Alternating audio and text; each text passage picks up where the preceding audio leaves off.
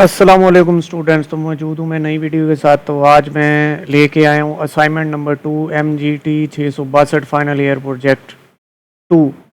ठीक है, final year project 2 की ये असाइनमेंट नंबर 2 लेके आए हैं MGT 662।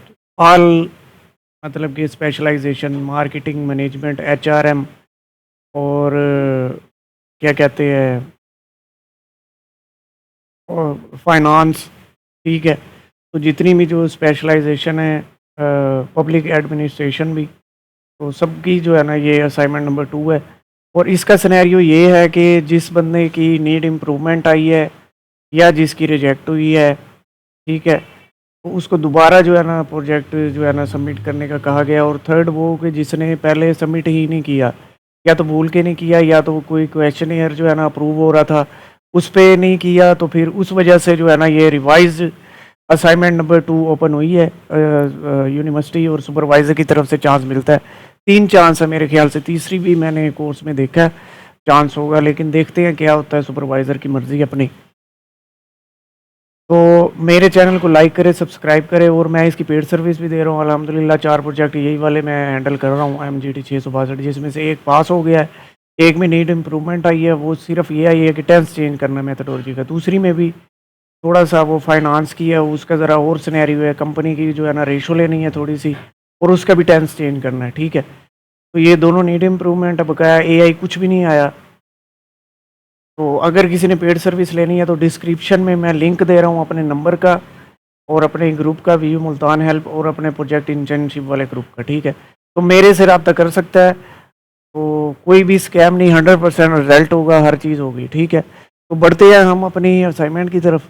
ठीक है, रिवाइज्ड। तो मैंने पहले 3 ऑप्शंस बताए हैं, चौथा ये कि AI आ गई है, या आपको सुपरवाइज़र ने कहा है कि दोबारा बनाओ या कुछ करो।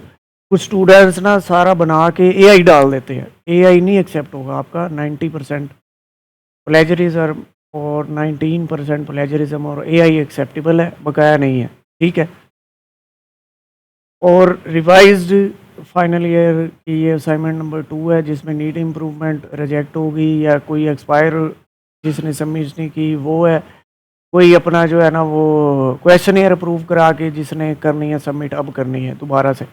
अब ये मैं बताने लगा हूँ अगेन, इसका फॉर्मेट भी आपको, ठीक है, कहाँ से ये डाउनलोड होगा, हैंडबुक, स्टूडेंट हैंडबुक, और कहाँ से मतलब कि ये कैसे ये बनाना है। ठीक है,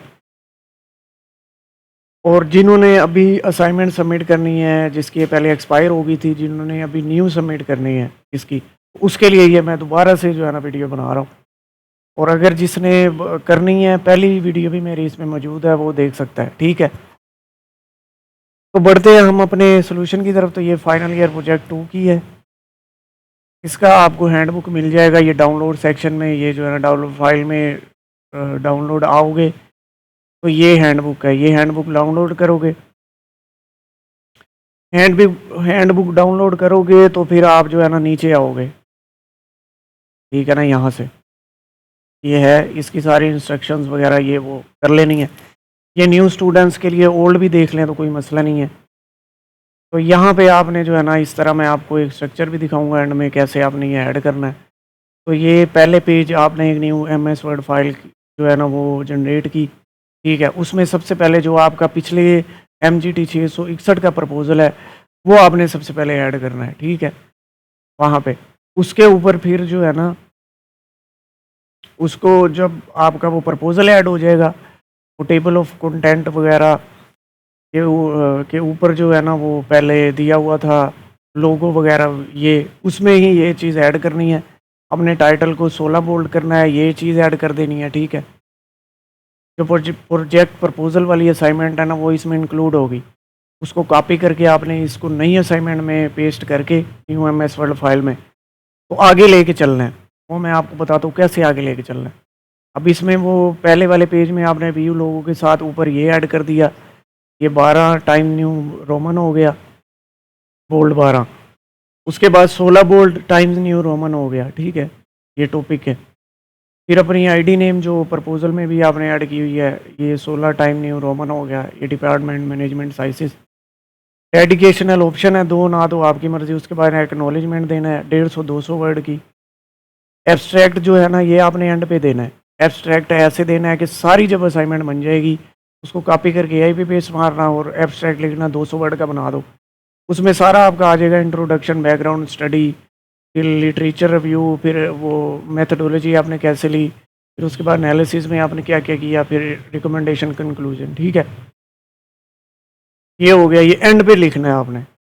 उसके बाद टेबल ऑफ कंटेंट आ गया। उसके बाद ये इलिस्ट्रेशंस वो है कि जो आपकी एनालिसिस चैप्टर नंबर 4 में होगी ना टेबल, उसकी आपने यहाँ पे टेबल देना है। ठीक है ना, ये वो है। उसके बाद आपका चैप्टर नंबर 1 इंट्रोडक्शन आ गया। इंट्रोडक्शन, लिटरेचर रिव्यू और मेथडोलॉजी। वो प्रपोजल वाला यहाँ ऐड होगा, जो मैं आपको बता रहा हूँ कि प्रपोजल वाली असाइनमेंट आप पहले ही उठा के यहाँ पे ऐड कर लें। उसके बाद ऊपर वाला पहले सेटिंग कर ले, फिर उसके बाद एक्नॉलेजमेंट कर ले, फिर उसके बाद एब्स्ट्रैक्ट तो एंड में करना है। टेबल ऑफ कंटेंट ऑलरेडी आपका ऐड है, उसमें एडिशन होगी। और ये वाला आपने जो है ना टेबल ऑफ कंटेंट के नीचे कर देना चैप्टर 1 से पहले। ठीक है, चैप्टर 3 आ गया, मेथडोलॉजी आपका जो पहले आपने दी हुई है। उसके बाद हम स्टार्ट करते हैं चैप्टर 4 से। आपने कैसे करना है, चैप्टर 4 से आपने करना है कि जैसे ही आपको वो क्वेश्चनेयर दिया गया है उसको आपने जो भी डाटा एनालिसिस टेक्निक आपने यूज़ की है, ये देखो SPSS सॉफ्टवेयर किया है, तो उसमें आपने लीनियर रिग्रेशन, कोरिलेशन, ठीक है, जो भी आपका है वो आपने पहले इसका चैप्टर डाटा एनालिसिस का चैप्टर 4 का इंट्रोडक्शन दे देना है।